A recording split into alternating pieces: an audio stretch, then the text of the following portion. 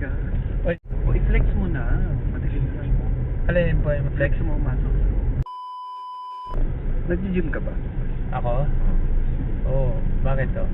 Nakita ko kagad yung muscles mo. Ano po? Parang ang dali mong buhatin yung diba? Opo, nag-gym po talaga ako kasi talaga yung ano. At kasi yun yung pagkahawak mo ang oras mo, pwede mo mag-gym. Pag ano, Sisingit. coding ko nito tsaka linggo, ayun. Twice a week lang yung buhat ko. Sisingit ko. Ito kayo sa week lang yan. Oh, bakit po? Wala. Kapag ina-admire ang yung muscles. Ayaw mo. Tsaka sa ano? Saan? Sa masayaw yung mga muscle dancer. Ay, grabe. Sideline. Ay, hindi ako ganun.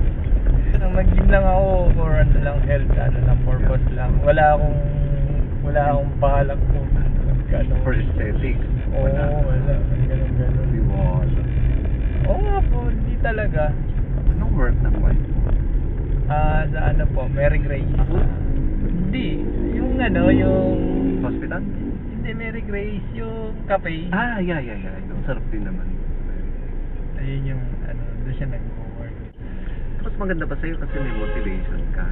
May mga anak ka. Oh, yes.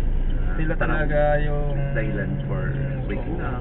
Oo, sila yung ano, kaya naglolo ko sa buhay. Kasi, alam mo yan, dito sa Grab, Maraming temptation, ano? maraming temptation talaga. Lalo ba't malaki ang Meron talaga, Flex pero... nga ng muscles. Hindi, wala. Ano talaga, kailangan mo labanan yung ganung mga bagay kasi syempre ayoko yung darating yung panahon na pagsisisihan ko. Kasi lahat ng mga ginagawang hindi maganda, may balik sa'yo yan eh. What if yung ginawa mong hindi maganda sa anak mo or sa asawa mo nangyari, hindi sa'yo? Diba? Yung consequence na para sa'yo, sa pamilya mo na... Oo. Diba? So parang ang hirap, hindi ko kayang tanggapin yun, diba? Kaya magpaka good boy na lang. Pati ka naman may natutunan ako sa'yo. May natutunan ba kayo sa akin? Ngayon ako yung sinceridad, yung pagsasabi mo ng ganyan. Dahil hindi ako ganyang klaseng tao. Kasi kung may temptation, go. Ganun lang ako. Kasi wala, takot lang talaga ako gumawa sa ganun. Kasi naniniwala kasi ako na kapag gumawa ka ng hindi maganda, may balik at may balik yan sa'yo. Diba? Okay kung sa'yo ako kasi mahal ko kasi pamilya ko, mahal ko yung mga anak ko, kaya ayoko mangyari yun. Diba? Ayoko talaga mangyari sa pamilya ko yun. Siyempre, tao lang ako, no? Na pag may tukso, diba? Di natin kayang i-overcome yan. Na ako lang, sarili ko lang. Siyempre, nandyan lagi yung dasal ko talaga kay Lord. Yun talaga yung ano, yung panalangin ko. Kasi without God, hindi ko kayang ma-overcome yung mga tukso. Magandang katawan. Ay, grabe naman yung ano mo, compliment sa akin. Hindi compliment yun. Nagsasabi ako ng totoo. Ay, nagsasabi. Yung sikreto ko lang na ano talaga, prayer talaga. Yun yung pinaka ano. Mahina tayong mga tao talaga eh. Di ba po? Pagdating sa mga ganyan, lalo sa, di ba, yung mga laman. Kaya para mas madali, huwag na lang makipagrelasyon, di ba? Oo, makontento na lang kung anong mayroon ka, di ba? Yun yung ano ko. Kasi kontento ako kung ano meron sa asawa ko, di ba? Hindi ko na hinahanap yung kakulang ng asawa ko sa iba. Yun yung ano ko. Religyoso ka? Hindi ko masabing religyoso ako eh. Nagsisimba? Nagsisimba ako. Kasi iba kasi yung ano ng religyoso sa... Yeah. Diba? Anong gravity, anong level. Feeling ko magiging mahusay kang tatay. Kasi may tuturo mo yan sa mga anak. Ayun. Di ba yun naman ang... Yun. I-flex mo na. Madaling lang.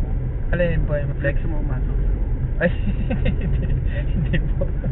Para ma-motivate din ako. Mag-gym na lang tapos kayo. Kasi nag-gym din ako para hirap na hirap ako. Tapos kumuha pa ako ng coach. Anong name mo ulit? Ay, tiga. Ay.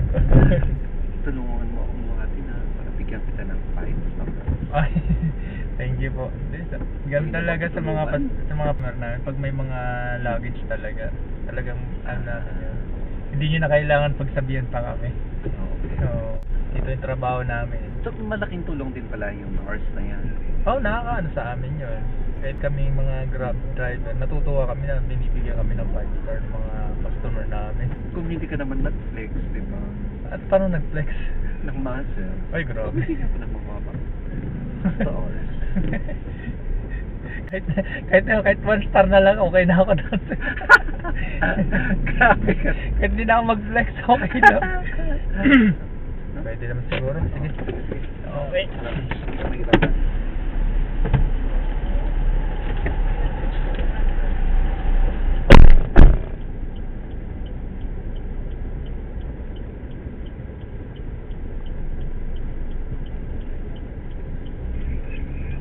So yun, share ko lang yung experience ko ngayon sa aking pag-grab na yung customer ko ay pinipilit niya akong mag-flex para bigyan o i-rate niya raw ako ng 5 star. At syempre para sa akin hindi magandang experience din yun kasi yung paghahawak niya sa braso ko at sa balikat ko ay para akong kinilabutan. Grabe. Ingat-ingat tayo mga paps and God bless sa bawat isa.